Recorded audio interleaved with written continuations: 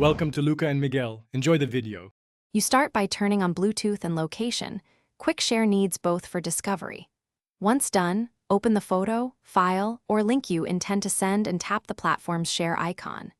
Choose Quick Share, sometimes labeled Nearby Share, from the menu. The phone immediately begins scanning for nearby devices. Make sure your device name is recognizable and visibility is set to contacts or everyone so the recipient can see you. This gets you into the active sharing state quickly. Now, pick the recipient from the list that appears. You'll see device names and avatars if available. Once you tap the target device, Quick Share negotiates a secure connection using Bluetooth first, then transfers over Wi-Fi Direct for speed when possible. Make sure to set visibility correctly before sharing. Contacts restricts to known people, while everyone is fastest for new devices.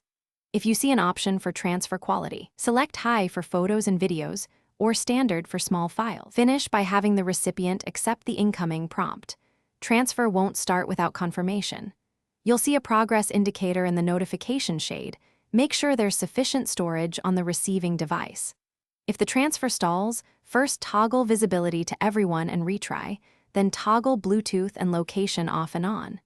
If that still fails, restart Quick Share or both devices. These steps clear discovery and connection caches and resolve most transfer interruptions quickly. Thanks for watching and please subscribe. It's the best investment you'll ever make.